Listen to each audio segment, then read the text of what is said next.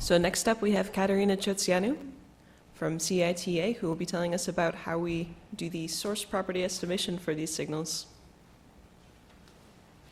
Okay, thanks. So now we're taking this to the parameter estimation side and talk about estimating various properties of the signals we observed after the type of searches that Alex described have told us that there is an interesting event at some specific time. So the goal here is to use some almost raw data from the two detectors, like the ones plotted here, that have undergone maybe some minimal filtering or some minimal cleaning of various noise sources, to go to some estimate of the astrophysical properties of the source. So for example, here are the two masses of the two coalescing black holes in one of the gravitational wave signals we have observed. So the way to do this, the way to estimate parameters, is basically encoded in this equation. The goal, I don't have a cursor, okay. So the goal is to estimate the first term on the left-hand side, which is the probability the specific model describes the data. That model, we will denote it H prime for now. I will explain later exactly what it means and define it exactly. So through Bayes'theorem, the probability that a model describes the data can be given by what's on the right-hand side of this equation, which is a term we call the likelihood.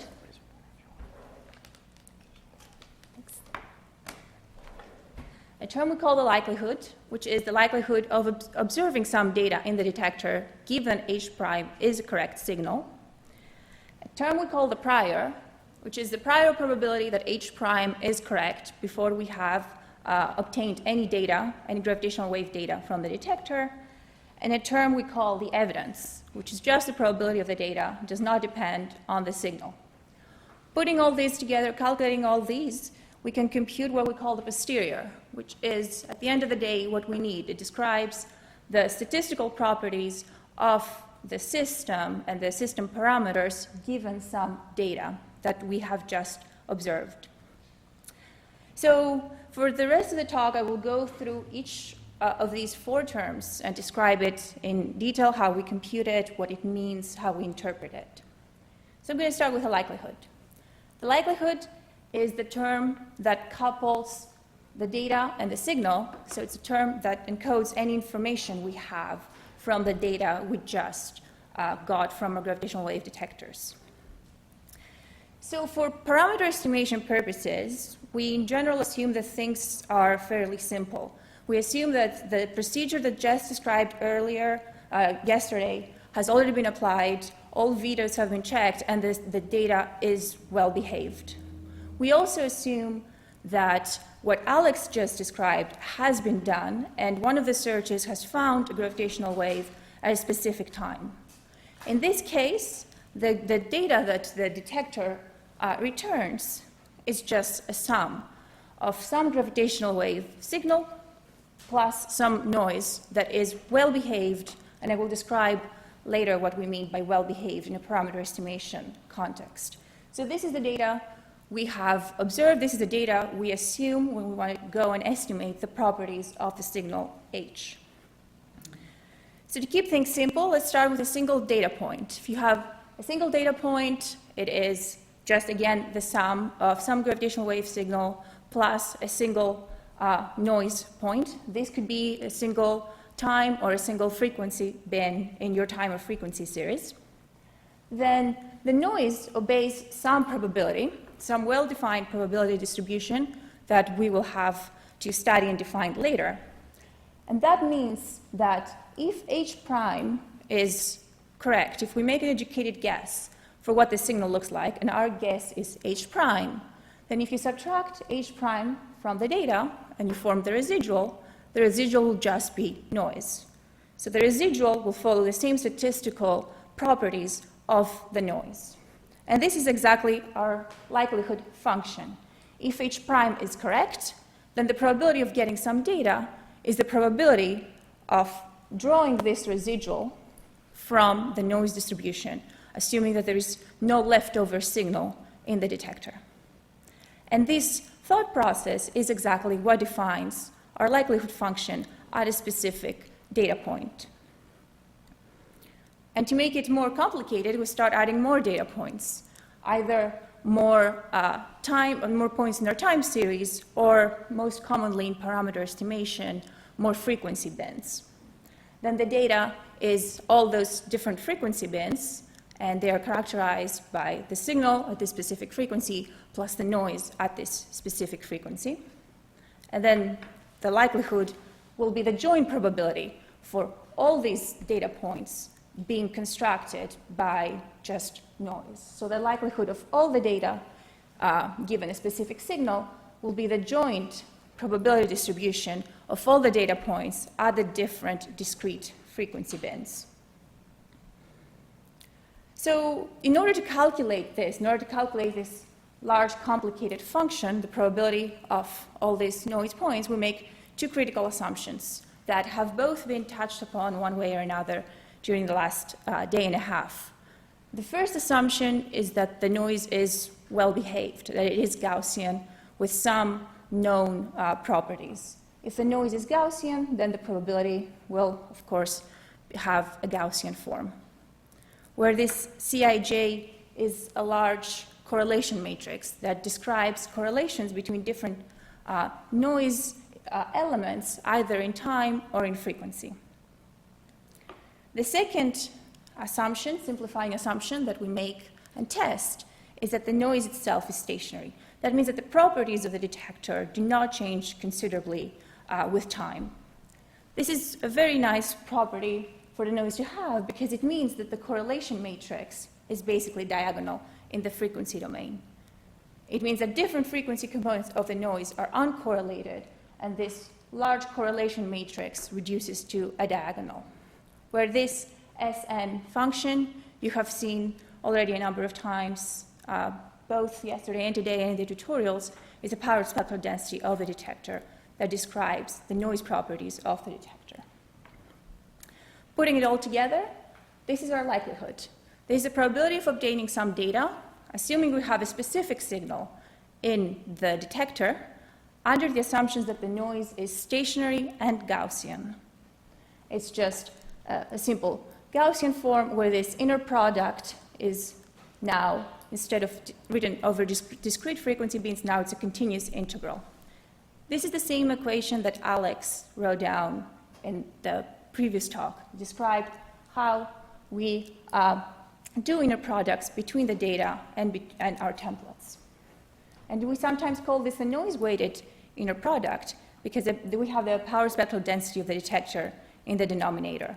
We give more weight in frequencies where the detector is sensitive, while we don't take into account as much frequencies where we're not as sensitive.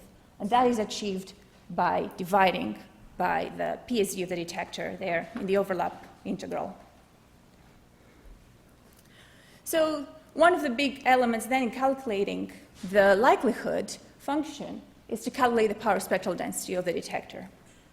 We discussed this a little bit yesterday, and there were some examples in the tutorials for how we do this. But in the context of parameter estimation, roughly there are two ways to calculate the power spectral density of the detector. One is off source, meaning not where the gravitational wave signal is, and the other is on source, meaning where the gravitational wave signal is. So the off source method is what you took a look at yesterday at the tutorials. So you know where the gravitational wave signal is because one of the searches has told you that there's a gravitational wave signal there. So you go a little bit before that and take data from there and calculate the PSD. And you do that many times. You take many segments of data and average. And then you calculate a PSD that looks something like that. And the more averages you get, the more smooth it will end up looking. This is something that we can do, and we can use this PSD for parameter estimation purposes to compute parameters for the systems. Another thing we can do is calculate the PSD on source, meaning at the same time, at the same segment of data where the signal itself is. To do that, we can do a fit.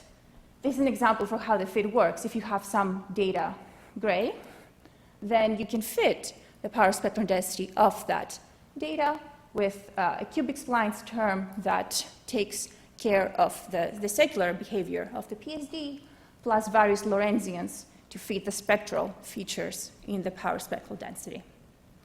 In practice, when we want to do parameter estimation, we want to make sure that any uncertainties in the PSD won't affect or won't bias in any way the estimated parameters. So we check both ways with different statics and different ways of calculating the PSD to make sure that they all return consistent parameters for the signal we just observed. Most of the results published by the Calibration these days use the on-source PSD, but we do check both methods every time. So I emphasized that everything we have written down about the likelihood makes use of two assumptions, two very critical assumptions. And if those two assumptions are broken, the analysis will suffer. The first assumption is the Gaussianity. And just described yesterday how if the data in the detector has weird properties, has non-Gaussian features, has glitches, then vetos can be applied and we can't analyze the data. But there are times, like 1708-17, where you could clearly see that we could do better. Because we had the loud glitch in the Livingston detector, but you also had the clear track in the background. Mina will describe this a little bit more in her talk right after, but given this situation, we didn't want to completely throw away the data. We wanted to do something better and try to estimate parameters from this signal. So the problem here is that the data is some gravitational wave signal plus Gaussian noise plus some glitch. The specific form of the data explicitly breaks the assumptions behind the likelihood function we wrote down. If we use that data and just perform our standard analysis without changing anything, we will severely bias the parameters and we'll get back the wrong masses, the wrong spins, the wrong distance for the binary neutron star signal. What we instead did is we modeled the glitch and removed it. So here's an example for how this worked. You have the strain in the Livingston detector, and you see all of a sudden the huge glitch here at a specific time. What we were able to do is we were able to fit the glitch in blue using a sine Gaussian wavelet basis.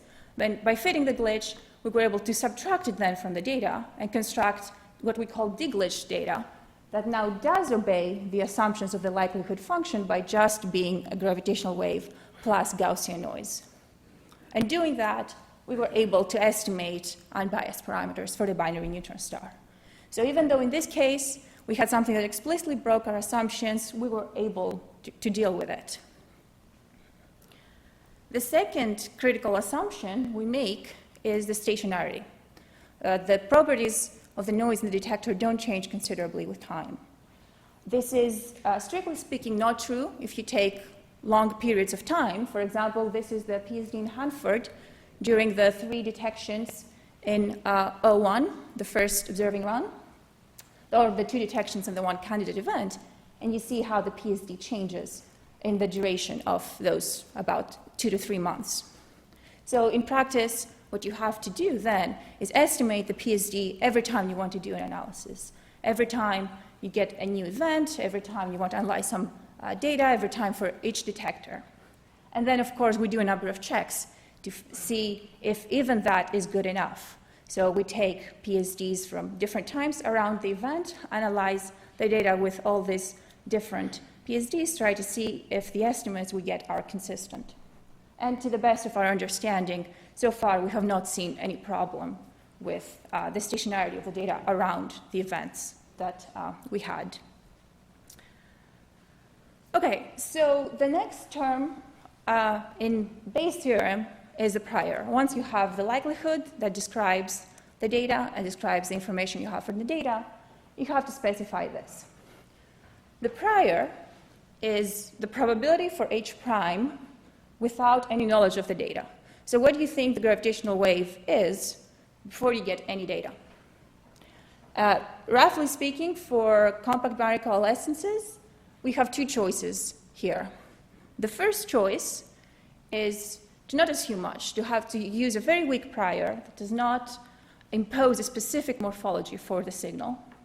what you can do then is assume that the signal is the sum of some basis functions, appropriately chosen basis function, and try to decompose the signal in this basis function. And then you will, depending on the basis function and depending on how appropriately you choose it, you can show that you're able to reconstruct a wide morphology of different types of signals without assuming you know exactly what you're looking for. The second thing we do, and is the thing mostly discussed earlier by Alan and Alex, is a much stronger prior. If you actually assume that you know what the signal more or less will look like. In that case, because compact binary coalescences have been studied for 30, 40 years, people have been able to write down functional forms that describe shapes like that. And this is a standard gravitational wave that you have become used to from coalescence of two binary black holes, with its increasing amplitude and time, its chirping frequency before the eventual merger of the two black holes and the ring down of the final black hole. So we can also use models like that to do the analysis.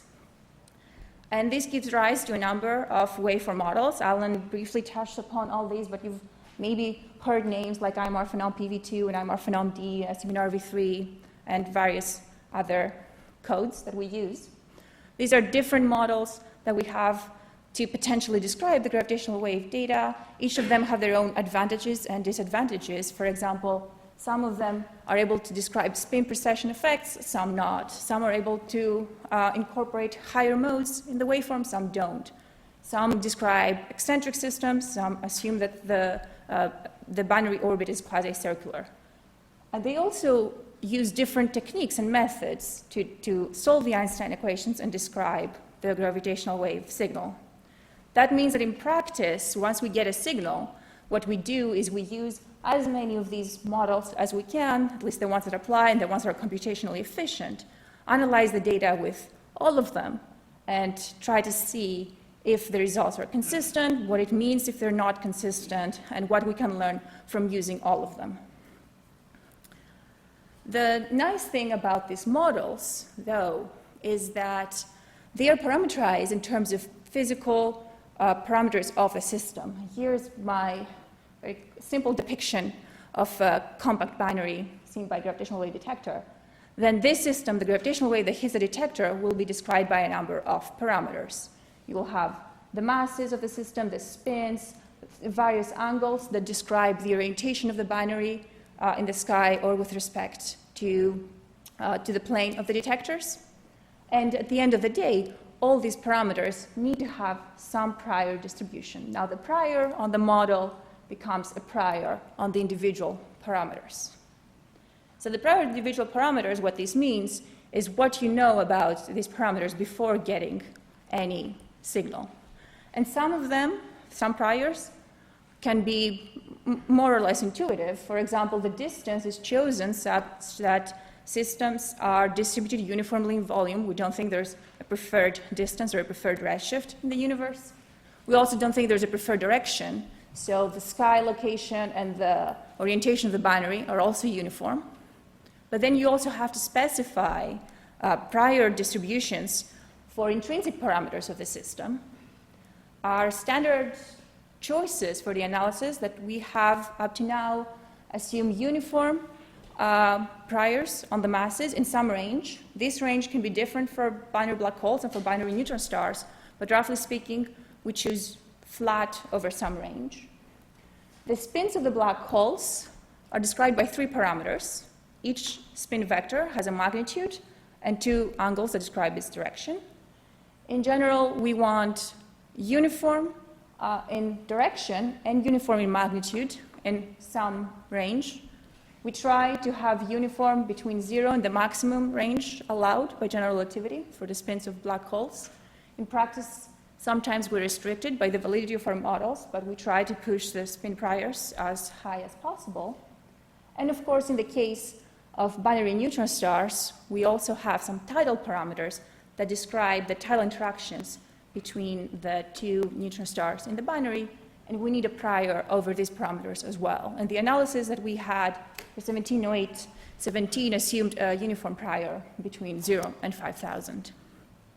Now, the point here is that we can probably argue endlessly about these choices, and I'm sure you have your own ideas for better choices.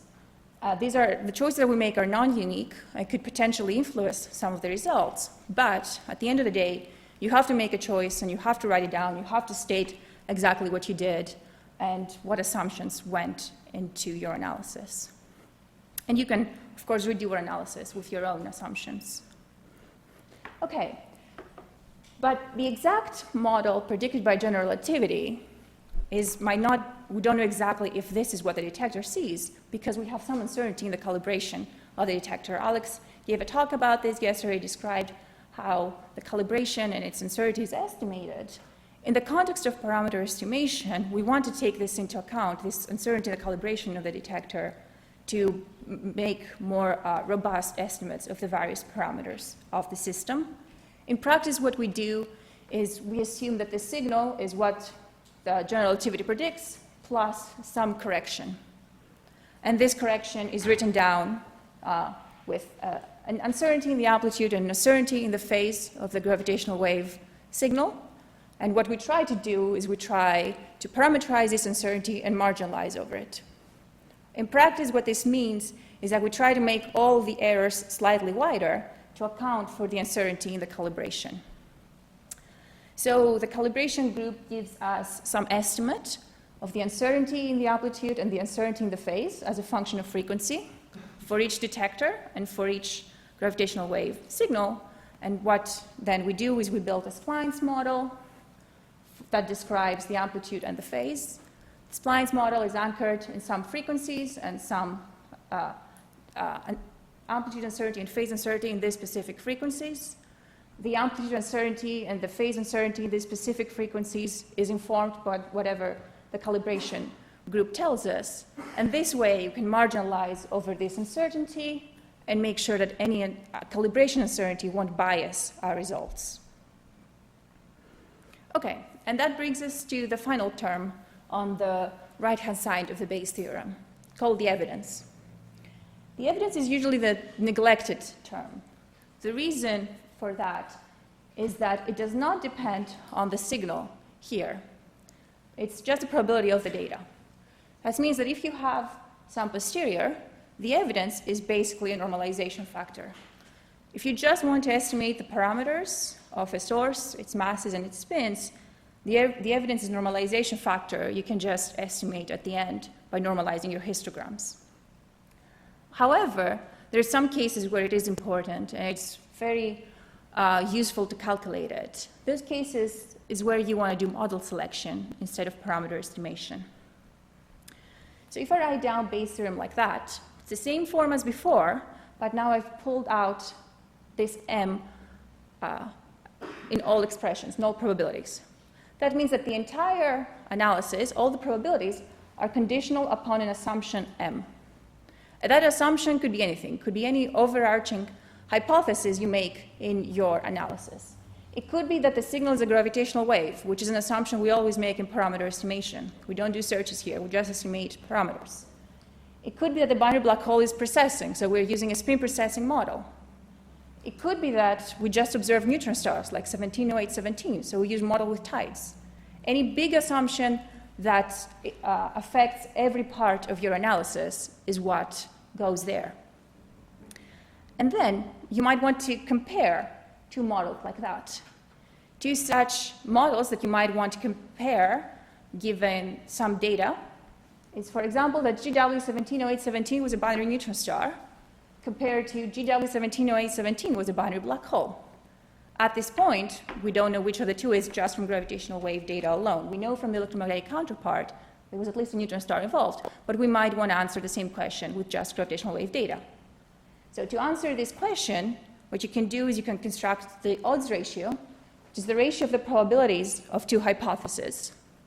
So the probability that one hypothesis is correct given the data, divided by the probability that a different hypothesis is correct given the data.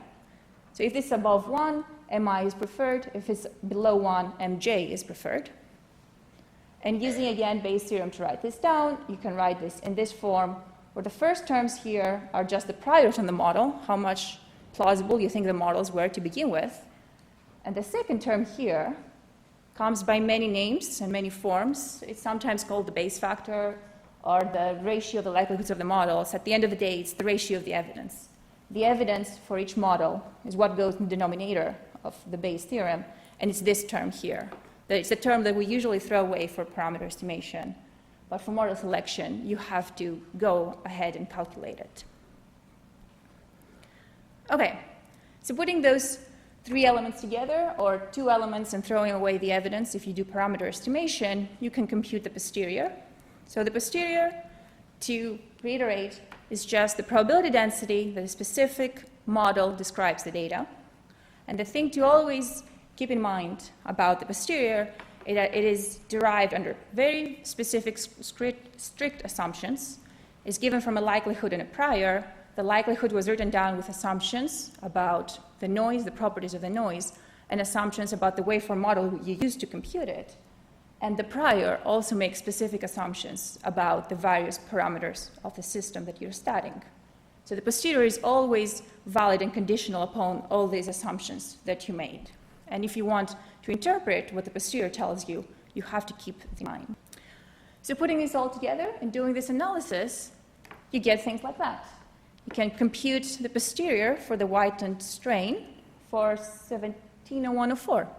So these are the data for Hanford, data for Livingston at the time of 170104.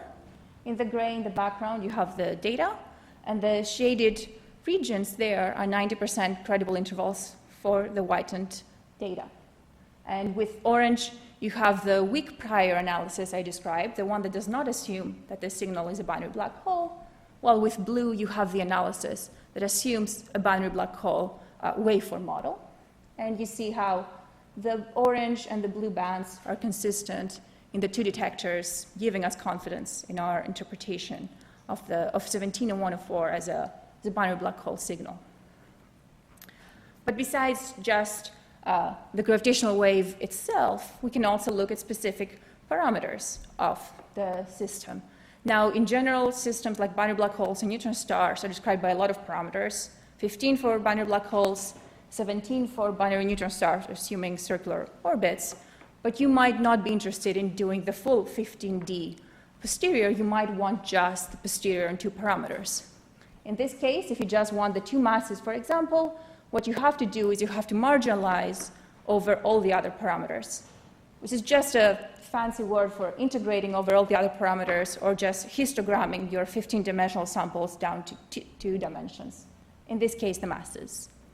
So this was a plot from the 1708-17 detection paper with the two masses of the binary system, their 2-dimensional marginalized posterior density, and their 1-dimensional posterior density. And this is what gives you all the information you need about this kind of system and the masses of this system. For example, here is the blue posterior. It gives you the most probable value for the mass of the primary binary component. It gives you the 90% uncertainty in the mass estimate. If you have a different parameter you want to study, knowledge of the posterior gives you the expectation value for this parameter. Anything you want to do, anything you want, statistical property you want to estimate, is in this posterior. And the other thing I just want to briefly mention about the posterior is it doesn't just give you statistical estimates for the parameters. Everything we say, everything we say we can know about these types of system, one way or another comes from just studying the posterior. Any inference you want to make about the properties of the systems. Is depicted in this posterior, and it comes by looking at these posteriors. So something we've been saying for many years is that for these types of long signals, we can estimate the chirp mass very well, and that is in the posterior. The fact that this line is so thin is just a depiction of the fact that there is a combination of the parameters we can measure very well. And if we did not know that this was the case, if we didn't know that the chirp mass was very well measured, we could just look at this line. It's almost a one-dimensional line, and we would know that there is a combination of the masses that is very well constrained by the data. The other thing we say is that the mass ratio is not as well measured And that's just the extent of this line here. We say that the spin is correlated with the mass ratio, and that is again here in the analysis. If you use different maximum cutoffs for the spin, you get different uncertainty in the mass ratio. If you restrict the spins to be small, you get a smaller uncertainty in the mass ratio than if you allow the spins to be large. Everything we've been saying about the system just comes from staring at these posteriors and understanding what they mean about the parameters of the system.